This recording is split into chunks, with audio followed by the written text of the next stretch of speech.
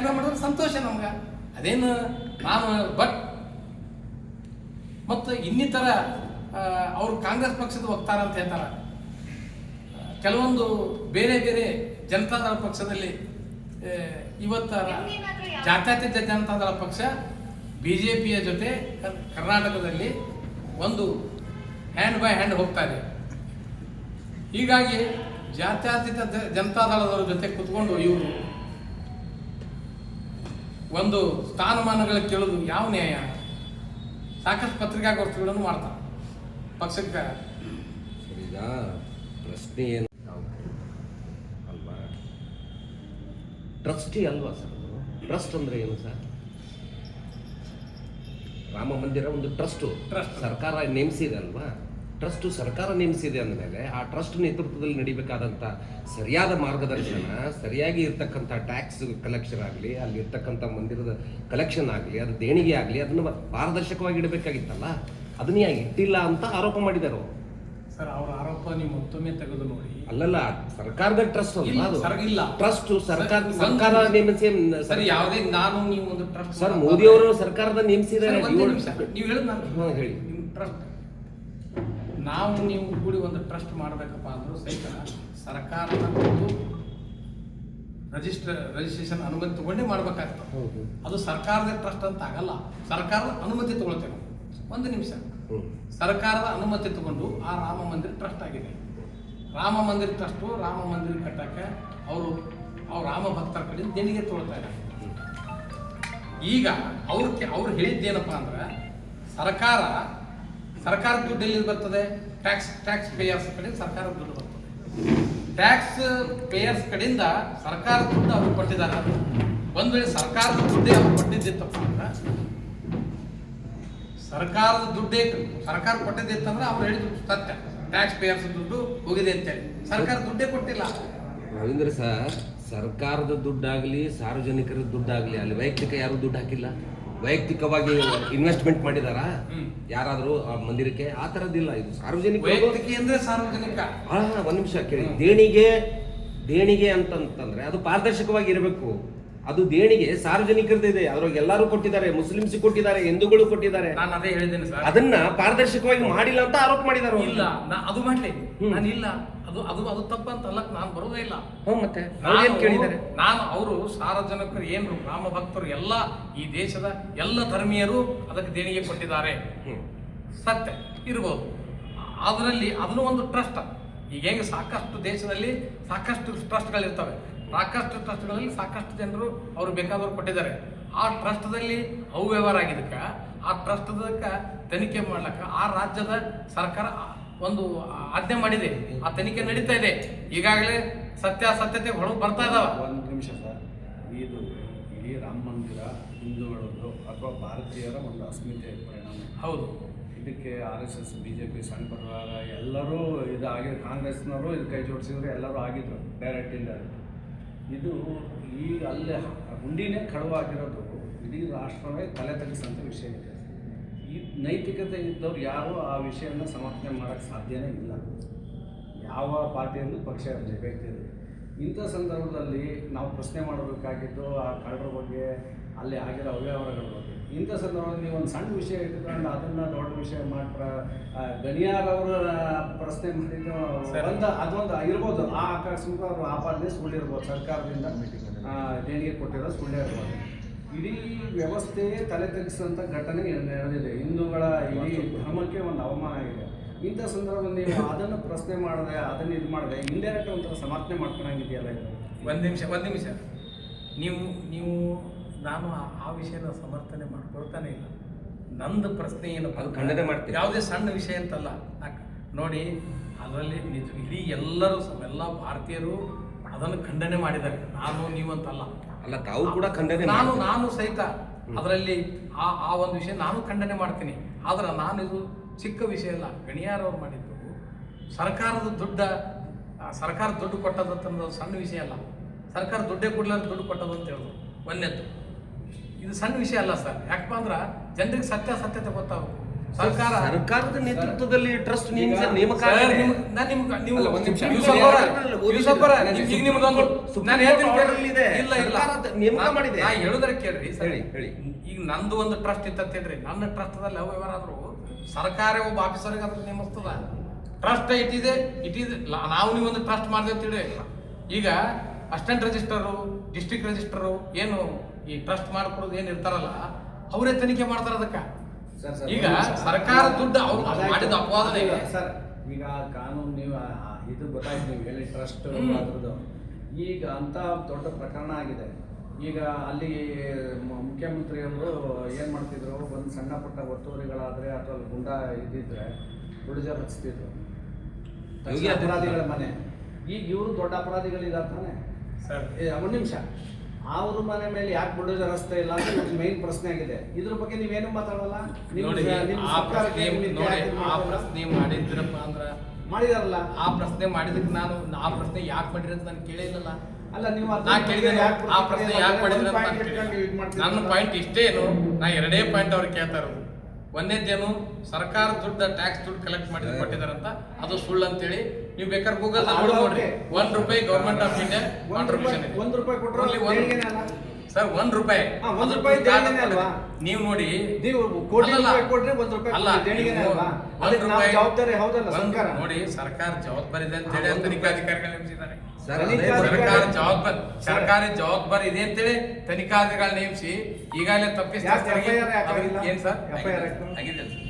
ಯಾಕೆ ಬಂದಿಲ್ಲ? ಯಾಕೆ ಬಂಧಿಸಿಲ್ಲ ಸರ್? 8 ಜನ ಅವರೆಲ್ಲ ಮೇನ್ ಚಂಪತ್ರಾಯನ ಯಾಕೆ ಅಲ್ಲ, ಈಗ ಯಾರನ್ನು ತಪ್ಪಿಸೋದು ಕಾಣಿಸಿದಾರೆ ಅವ್ರ ಮೇಲೆ ರಾಜೀನಾಮೆ ಕೊಟ್ಟಿದ್ದಾರೆ. ಈಗ ಅಪರಾಧಿ ಅಂತ ಅಲ್ಲೇ ಸಾಬೀತಾಗಿದೆ. ಯಾರ್ಯಾರ ಮ್ಯಾಗ ಆರೋಪ ಬಂದಿದೆಯಲ್ಲ ಸರ್, 8 ಜನ SIT ರೆಕಮೆಂಡ್ ಮಾಡಿದ್ದು, FIR ಮಾಡಿದಾರೆ, 8 ಜನ ಅರೆಸ್ಟ್ ಮಾಡಿದಾರೆ. ಇವ್ರು ಹೇಳ್ತಾ ಇರೋದು ಏನು ಖಂಡನೆ ಮಾಡ್ತಾ ಇದ್ದಾರೆ, ಸಾರ್ವಜನಿಕ ದುಡ್ಡಿನಲ್ಲಿ ರಾಮ ಮಂದಿರ ಕಟ್ಟಿಲ್ಲ ಅಥವಾ ಸರ್ಕಾರದಿಂದ ಹಣ ತಗೊಂಡು ರಾಮ ಮಂದಿರ ಕಟ್ಟಿಲ್ಲ. ರಾಮ ಮಂದಿರವನ್ನ ರಾಮ ಭಕ್ತರು ಕಟ್ಟಿದ್ದಾರೆ. ಸರ್, ಈಗ ಒಂದ್ ನಿಮಿಷ ಸರ್, ಸರ್ಕಾರದ ಹಣದಿಂದ ಕಟ್ಟಿಲ್ಲ ಅಂತಕ್ಕಂಥದ್ದು. ಹಾಗಾದ್ರೆ ಹೈಕೋರ್ಟ್ ನಿರ್ದೇಶನದಂತೆ ಸರ್ಕಾರ ಕೊಟ್ಟಿರ್ತಕ್ಕಂಥ ಜಮೀನು ಸರ್ಕಾರದಲ್ವಾ? ಟ್ರಸ್ಟ್ಗೆ ಕೊಟ್ಟಿರ್ತಕ್ಕಂಥ ಜಮೀನು ಸರ್ಕಾರ, ನ್ಯಾಯಾಲಯದ ಆದೇಶ ಇದೆ ಸರ್. ಸರ್ಕಾರ ಕೊಟ್ಟಿರ್ತಕ್ಕಂಥ ಆ ಜಮೀನು ಸರ್ಕಾರದಿದೆ. ನೋಡಿ ಸರ್, ಆ ಜಮೀನು ಸರ್ಕಾರದಿದೆ. ಆ ಸರ್ಕಾರದ ಜಮೀನನ್ನು ಕೊಟ್ಟಿರ್ತಕ್ಕಂಥದ್ದು ಸಂತೋಷ ಹೇಳಿ. ಈಗ ಕರ್ನಾಟಕದಲ್ಲಿನೂ ಸಹಿತ, ರಾಜ್ಯದಲ್ಲಿ ಸಹಿತ, ಜಿಲ್ಲಾ ಸಾಕಷ್ಟು ಜನ ಒಂದು ಸಮುದಾಯಕ್ಕೆ CS ಸೈಟ್ಸ್ ಏನಿರ್ತಲ್ಲ, ಒಂದು ಸಮುದಾಯಕ್ಕೆ ಸರ್ಕಾರ ಅತ್ಯಂತ ಕಡಿಮೆ ದರದಲ್ಲಿ ಸ್ಯಾಂಕ್ಷನ್ ಮಾಡ್ತಾರೆ ಲ್ಯಾಂಡ್. ಅವರೊಂದು ಟ್ರಸ್ಟ್ ಮಾಡಿಕೊಂಡು ಅಲ್ಲಿ ಅವ್ರ ಸಮಾಜದ ಒಂದು ನಿಮಿಷ ಅವ್ರ ಭವನ ಕಟ್ತಾರೆ, ಎಲ್ಲಾನು ಕಟ್ತಾರೆ. ಈಗ ಸಾಕಷ್ಟು ವಿಜಯಪುರದಲ್ಲಿ ಮೊನ್ನೆ ಸಾಕಷ್ಟು ಈ ಸ್ವಲ್ಪ ಅಲ್ಪಸಂಖ್ಯಾತರ ಬಂಧುಗಳದ್ದು ಕೆಲವೊಂದು ಟ್ರಸ್ಟ್ಗಳಲ್ಲಿ ಕಳೆದ 3-4 ತಿಂಗಳ ಹಿಂದ್ಗಡೆ ಭಾಳಷ್ಟು ಅವ್ಯವಹಾರ ಆಗಿದೆ. ಭಾಳ ಮಂದಿ, ಇವತ್ತು ಅಲ್ಪಸಂಖ್ಯಾತರು ಇರ್ಬೋದು ಅಥವಾ ಹಿಂದೂಗಳಲ್ಲಿ ಇರ್ಬೋದು, ಅಲ್ಲಿ ಅವು ಮೊದಲು ಅವ್ರವ್ರಲ್ಲೇ ಸ್ಟಾರ್ಟ್ ಆಗ್ತವೆ. ಅದು ಒಂದು ಗುಂಪು ಒಂದು ಘರ್ಷಣೆ ಬಂದ ಬಳಿಕ ಮುಂದೆ ಆಟೋಮೆಟಿಕ್ ಸರ್ಕಾರ ಮಧ್ಯ ಪ್ರವೇಶಿಸ್ತದ. ನೀವು ಟ್ರಸ್ಟ್ ನೀವು ನೋಡ್ರಿ, ನೀವು ಏನು ಅಪಾರ್ಥ ಮಾಡ್ಕೊಳಕತ್ತೀರಪ್ಪ ಅಂದ್ರೆ ಟ್ರಸ್ಟೇ ಕೇಂದ್ರ ಸರ್ಕಾರ ಟ್ರಸ್ಟ್ ನಡೆಸಿಲ್ಲ. ಕೇಂದ್ರ ಸರ್ಕಾರ ಅಧಿಕೃತ. ಇವತ್ತು ನಾನು ಅಂಗಡಿ ಶುರು ಮಾಡ್ಬೇಕಾದ್ರೆ ಒಂದು ಕಾನೂನಾತ್ಮಕ ಹೇಳಿದ್ ಕರೆಕ್ಟ್, ಓಕೆ. ಈಗ ನಮ್ಮ ಪ್ರಶ್ನೆಗಳೇನು, ನೀವು ಇಂಥ ರಾಮ ಮಂದಿರ ವಿಷಯದಲ್ಲಿ ಇಷ್ಟು ದೊಡ್ಡ ಹಗರಣಗಳು ನಡೆದಿದ್ದಾವೆ. ಇಂಥ ಸಂದರ್ಭದಲ್ಲಿ ನೀವು ಆರಂಭದಲ್ಲಿ ಇದುವರೆಗೂ ಖಂಡಿಸಲೇ ಇಲ್ಲ. ಈಗ 2-3 ತಿಂಗಳ ನಡೀತದೆ. ಒಂದೇ ಒಂದು ಸಬ್ಜೆಕ್ಟ್ ನಾನು ಹೇಳುದಿಷ್ಟೇನು ಒಂದೇ ನಿಮಿಷ. ನಮ್ಮ ಪ್ರಶ್ನೆ, ಇಷ್ಟು ದೊಡ್ಡ ಪ್ರಕರಣ ಆಗಿದೆ, ಇಡೀ ದೇಶ ತಲೆ ತಗ್ಸಂತ ಆಗಿದೆ, ಇದುವರೆಗೂ ನೀವು ಒಂದು ಧ್ವನಿ ಎತ್ತಿಲ್ಲ. ಈಗ ಬಂದು ನೀವು ಗಣಿಯಾರ ವಿಷಯದಲ್ಲಿ ಒಂದೇ ಸಣ್ಣ ಮಾತಾಡ್ತಾರೆ. ನೋಡಿ, ಸಣ್ಣ ವಿಷಯ ಅಲ್ಲಿ ಸರ್ಕಾರ ದುಡ್ಡು ತಗೊಂಡೋಗಿರ್ತೀವ್ರು, ಮಾಹಿತಿ ಎಲ್ಲಾರು ಹೇಳ್ತಾರಪ್ಪ ಅಂದ್ರ ಇದನ್ನ ಸಣ್ಣ ವಿಷಯ ನಿಮ್ಗೆ ಅಲ್ಲ. ದೊಡ್ಡ ಹಗರಣ ಆಗಿದೆ, ಸಣ್ಣ ವಿಷಯ. ನಾಳೆ ಒಂದು ಇಲ್ಲ ಸಣ್ಣ, ನಿಮಗೆ ಸಣ್ಣ ವಿಷಯ ಇರ್ಬೋದು ಸರ್. ಸರ್ಕಾರಕ್ಕೆ ನಂದು ಏನಪ್ಪ, ಅವ್ರಿಗೆ ಯಾವ ಬೇಸ್ ಮೇಲೆ ಹೌದೇನು ಏನಪ್ಪ ಒಂದು 10 ಕೋಟಿ ಕೊಟ್ಟಿದಾರ, 20 ಕೋಟಿ ಕೊಟ್ಟಿದಾರ, ಏನಾರು ಬೇಕಲ್ಲ ಅದಕ್ಕೆ ಕಾಂಟ್ರಿಬ್ಯೂಷನ್ ಇಲ್ಲ. ಕೇಳ್ತಾರಪ್ಪ ಅಂದ್ರೆ ರಾಮ ಮಂದಿರ ಉದ್ಘಾಟನೆಗೆ ಅಲ್ಲಿ ಭದ್ರತೆಗೆ ಸರ್ಕಾರ ಏನು ಖರ್ಚು ಮಾಡೇ ಇಲ್ವಾ ಸರ್? ನಿಮ್ಗೆ ಒಂದು ಹೇಳ್ತೀನಿ, ಟ್ರಸ್ಟ್ ಅಷ್ಟೇ ಖರ್ಚು ಮಾಡಿದ್ರೆ ಇವತ್ತು ನಿಮ್ಗೆ ಒಂದು ಬಿಜೆಪಿ ಖರ್ಚು ನಾನು ಹೇಳ್ತೀನಿ. RSS ನೀವು ಕೇಳ್ತಾರ ಸತ್ಯದೆ. ಇವತ್ತ ಮಾಡಿಲ್ವಾ? ಅಲ್ಲಿ ಕೋಟ್ಯಾಂತರ ರೂಪಾಯಿ ಡೈಲಿ ರಕ್ಷಣೆ ಖರ್ಚು ಮಾಡ್ತಾ ಇಲ್ಲ. ಸುಪ್ರೀಂ ಕೋರ್ಟ್ ಅಲ್ಲಿ ವಿವಾದ ಆಯ್ತು, ಅದಕ್ಕೆ ಯಾರು ನೀವು ಸಂಪಳ್ಳಿ ಅವ್ರೆ, ಇವತ್ತು ನಾವು ಒಂದು ಗಣ್ಯ ವ್ಯಕ್ತಿಯಲ್ಲಿ ನಾವು ಕರೆಸ್ಬೇಕಾಗಿತ್ತಪ್ಪ ಅಂದ್ರೆ ಒಂದು ಇದಕ್ಕೆ ಅವರು ತಮ್ಮ ಪ್ರೋಟೋಕಾಲ್ದಲ್ಲಿ ಬರ್ತಾರೆ ಗಣ್ಯ ವ್ಯಕ್ತಿಗಳು. ಏನ್ರಿ ನಿಮ್ ಇದಕ್ಕೆ ಕಾರ್ಯಕ್ರಮ ಬಂದೆವು ನಾವು ನಮ್ಮ ಸರ್ಕಾರದ ಖರ್ಚಾಗ್ಯದ ಅಂತೇಳಿ ಎಲ್ಲರೂ ಕೇಳಿದ್ದುಂಟಾ ಸರ್ ಅದು ಆ ತರ ಎಲ್ಲರೂ ಇರಲ್ಲ. ಕೇಳಿದ್ದುಂಟಾ?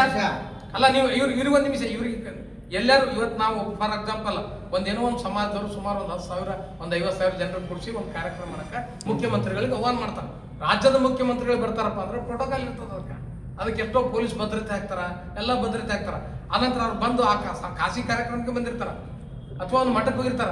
ಏನ್ರಿ ನಾನು ಇಟ್ಟೆಲ್ಲ ಭದ್ರತೆ ತಗೊಂಡ್ ಬರ್ಲಾಕ ಇಟ್ಟು ಖರ್ಚಾಯ್ತವ ಅಂತಂದು ಡೈಲಿ ಮುಖ್ಯಮಂತ್ರಿ ಅಂತ ಯಾರಿಗಾರ ಕೇಳಿದ್ ಉಂಟಾ? ಸರ್ ಈಗ ಸರ್ ನಾನು ಮಾತಿಗೆ ಉತ್ತರ ಕೊಡಿ ನೀವು. ಎಲ್ಲರೂ ಕೇಳ್ಯಾರೇನ್ರಿ? ಉದಾಹರಣೆ ಕೊಡೋದು ನಾನು. ಎಲ್ಲರೂ ಕೇಳ್ಯಾರೇನ್ರಿ? ಮತ್ತೆ ನಾನು ಇನ್ನೊಂದು ಪ್ರಶ್ನೆ ಮಾಡಿದ್ದು ಒಕ್ಕೂಸ್ ಪ್ರಶ್ನೆ ಮಾಡೀನಿ, ಅದೇ ನಾ ಕೇಳಿದ್ದಪ್ಪ. ತಪ್ಪಲ್ಲ ಸರ್. 2.3 lakhs ಹೇಳ್ತಾ ಇರೋದು ಮತ್ತೆ ಇದೇ ವಕ್ಫ್ ವಿಷಯವಾಗಿ ಸ್ವಾಮೀಜಿಗಳ ಬಗ್ಗೆ ಮಾತಾಡಿದ್ದಾರೆ ಅಂತ ಆಕ್ಷೇಪ ಮಾಡಿದ್ರು. ಹಾ. ಅವ್ರು ಮುಸ್ಲಿಮರಿಗಾಗಿ ಆಕ್ಷೇಪ ಮಾಡಬಾರ್ದು ಅನ್ನೋ ಹಾಗೇನಿಲ್ಲ. ಇಂಡೈರೆಕ್ಟ್ ಪ್ರಶ್ನೆ ನಿಮ್ದಿತ್ತು. ಓಕೆ ಆಯ್ತು. ಈಗ ಅದೇ ಸ್ವಾಮೀಜಿಗಳು ಮುಸ್ಲಿಮರ ವಕ್ಫ್ ವಿರುದ್ಧ ಹೋರಾಟದಲ್ಲಿ ಪಾಲ್ಗೊಂಡಿಲ್ಲ, ಮುಸ್ಲಿಮರ ವಿರುದ್ಧ ಅವಹೇಳನಕಾರಿಯಾಗಿ ಮಾತಾಡಿಲ್ವಾ? ನಾನು ಈಗ ಅವ್ರನ್ನ ಖಂಡಿಸಿದ್ರೆ ಅದೇನು ದೊಡ್ಡ ವಿಷಯ ಆಗುತ್ತಾ? ದೊಡ್ಡ ವಿಷಯ ಅಂದ್ರೆ ಯಾವ ನಾನು ಖಂಡಿಸ್ತಾ ಇದ್ರೆ ಇವತ್ತು ಯಾವ ಮಟ್ಟದಲ್ಲಿ ಖಂಡಿಸ್ಬೇಕು? ಸರ್, ನಮಗ್ ತಿಳಿದಿದ್ದ ಮಟ್ಟದಲ್ಲೇ ನಾವು ಖಂಡಿಸ್ಬೇಕು. ನಮಗ್ ತಿಳಿಲಾರ ಮಟ್ಟದಲ್ಲಿ ನಾವು ಖಂಡಿಸ್ಲಿಕ್ಕೆ ಅಲ್ಲ, ನೀವು ಅವ್ರಿಗೆ ತಿಳಿಲಿಲ್ಲ ಅಂತ ನೀವ್ ಹೆಂಗ್ ಹೇಳ್ತೀರಿ? ಮತ್ತೆ ಇದು ಗೊತ್ತಾಯ್ತಲ್ಲ, ಸರ್ಕಾರ ದುಡ್ಡೇ ಕೊಟ್ಟಿಲ್ಲ, ದುಡ್ಡು ಕೊಟ್ಟಾತ ಹೇಳ್ತಾರ. ಇದಕ್ಕೆ ಇಷ್ಟು ಜ್ಞಾನ ಬೇಡ್ರ ಅವರಿಗೆ? ಸರ್ ಈಗ ಕೇಳಿದ್ದೆ ನೀವು ಅರ್ಥ ಮಾಡ್ಕೊಳ್ತಾ ಇಲ್ಲ. ಹೇಳಿ. ಸರ್ಕಾರದ ಟ್ಯಾಕ್ಸ್ ದುಡ್ಡ ರಾಮ ಮಂದಿರ ಕೊಟ್ಟಾರ ಅಂತ ಹೇಳಿ ಸುಳ್ಳು ಅಂತ ನಾನು ಹೇಳ್ತಾ ಇದ್ದೀನಿ. ಅದು ಒಂದೇ ಆಕ್ಷೇಪಣೆ ನಿಮ್ದು. ನನ್ನ ಒಂದು ಆಕ್ಷೇಪಣೆ, ನೀವು ಒಂದು ಅಲ್ಲಿ ಕೇಳ್ತಾ ಇದ್ರಿಂದ ವಕೂಫ್ ಪ್ರಾಪರ್ಟಿದು 2.3 lakhs crores 27,000 ಆಸ್ತಿಗಳದ್ದು ಅನ್ವರ್ ಮಾನಪ್ಪಾಡಿ ವರದಿ ಕೊಟ್ಟಿದ್ದು, ಅದನ್ನ ಯಾಕೆ ಪ್ರಶ್ನಿಸ್ತಾ ಇಲ್ಲ? ಅದನ್ನು ತನಿಖೆ ಮಾಡಿಸಿ ಆ ಅತ್ಯಂತ ರಾಜ್ಯದ ಪ್ರಭಾವಿ ರಾಜಕಾರಣಿಗಳು ಶ್ರೀಮಂತರು ಆ ಕೊಳ್ಳಿ ಹೊಡ್ಕೊಂಡ್ರ ಆಸ್ತಿ ಅದನ್ನು ಅವ್ರ ಕೈಯನ್ನು ಬಿಡಿಸ್ಕೊಂಡು ಬಡವರಿಗೆ, ಅಲ್ಪಸಂಖ್ಯಾತರ ಬಡವ ಮಕ್ಕಳಿಗೆ ಶಾಲೆಗಳನ್ನು ತೆಗಿರಿ, ಅಲ್ಪಸಂಖ್ಯಾತರಿಗೆ ಹಾಸ್ಪಿಟಲ್ ತೆಗಿರಿ, ಅದು ಮಾಡ್ರಕ್ ನಾನು ಆಜ್ಞೆ. ಇಲ್ಲ ಸಲ್ಲದ ಆರೋಪ ಮಾಡೋಕ್ಕಿಂತ ಆಗಿದ್ದೇ ನೀವು ಮಾಡ್ಲಕ್ ನಡೆಯಿಲ್ಲ. ಈಗ ಅಲ್ಲಿ ದೇಣಿಗೆ ಅಲ್ಲಿ ಸರ್ಕಾರ ಟ್ಯಾಕ್ಸ್ ದುಡ್ಡು ಯೂಸೇ ಮಾಡಿಲ್ಲ, ಅಲ್ಲಿ ಮಾಡ್ರೆ ತಪ್ಪಾದ್ ಮಾಡ್ತಾರೆ. ಇಲ್ಲಿ ಸರ್ಕಾರ ಆಸ್ತಿ ವಕೂಫ್ ಆಸ್ತಿ ಕಬಳಿಸ್ಯಾರ, ಇದು ಯಾಕೆ ನೀವು ಬಿಡುಗಡೆ ಮಾಡ್ಕೊಳ್ತಾ ಇಲ್ಲ? ಇದ್ರ ಬಗ್ಗೆ ಯಾಕೆ ನೀವು ಒತ್ಕೊಳ್ತಾ ಇಲ್ಲ? ನೋಡಿ ಸರ್, ಈಗ ಗಡಿಯಾರು ಮತ್ತೆ ಲೋಡೆ ಈಗ ಇದು ವೆರಿ ಈಗ ಒಂದೇ ನಿಮಿಷ ಇದು ವೆರಿ ನಾನು ನಿಮ್ಗೆ ಒಂದು ಮಾತು ಹೇಳ್ತೀನಿ ಸರ್.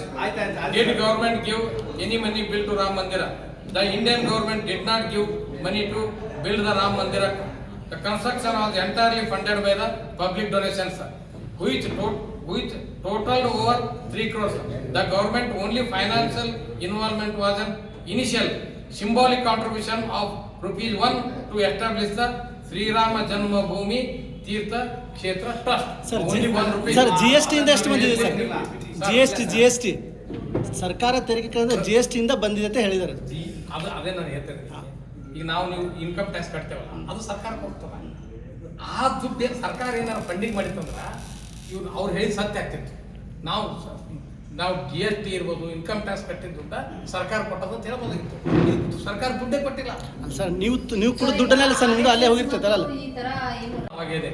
ಅಭಿವೃದ್ಧಿ ನಿಮ್ಮ ಮಂತ್ರಿಗಳು ಮಾಡಿದ್ರು, ನಿಮ್ಮ ಸರ್ಕಾರ ಮಾಡ್ತಾ ಅಭಿವೃದ್ಧಿ ಕೆಲಸಗಳ ಬಗ್ಗೆ ಹೇಳ್ರಿ, ಬಹಿರಂಗ ಚರ್ಚೆ ಕರೆ ಅಂದ್ರೆ ನಾನು ಒಟ್ಟ ಈ ರಾಮ ಮಂದಿರ ಇದೆ ಅಥವಾ ಇಂಥವು ಏನು ಮಾತಾಡೋದು ಬೇಡ, ಅಭಿವೃದ್ಧಿ ಚರ್ಚೆ ಮಾಡೋಣ. ನಮ್ಮ IT-BT ಮಂತ್ರಿ ಏನ್ ಮಾಡಿದ್ದಾರೆ, ನಿಮ್ಮ IT-BT ಮಂತ್ರಿ ಏನ್ ಮಾಡಿದ್ದಾರೆ, ಈಗ ಸರ್ ನಮ್ಮ ಮಂತ್ರಿ ಈ ಚರ್ಚೆ ಮಾಡೋದು ಸತ್ಯ ನನಗೆ. What is the impact? ಈ ಜಿಲ್ಲೆಯಲ್ಲಿ ಈ ನಗರ ಶಾಸಕರು ಏನ್ ಮಾಡ್ತಾ ಇದ್ದಾರೆ ಅದನ್ನು ಕೇಳಿಲ್ಲ ನೀವು. ಈ ಸರ್ಕಾರ ಸತ್ ಹೋಗಿ ತಮ್ಮ ಒಂದು ತಪ್ಪು ನಗರ ಶಾಸಕರು ವೈಭವಗಳನ್ನು ಮುಚ್ಕೊಳ್ಳೋಕೆ ಇಂಥ ಸುಳ್ಳು ಆಪಾದನೆಗಳನ್ನು ಮಾಡ್ಕೊಂಡು ಕೂತಿದ್ದಾರೆ. ನಾನು ಇವತ್ತು ಬಹಿರಂಗ ಚರ್ಚೆಗೆ ಬನ್ನಿ ನೀವು.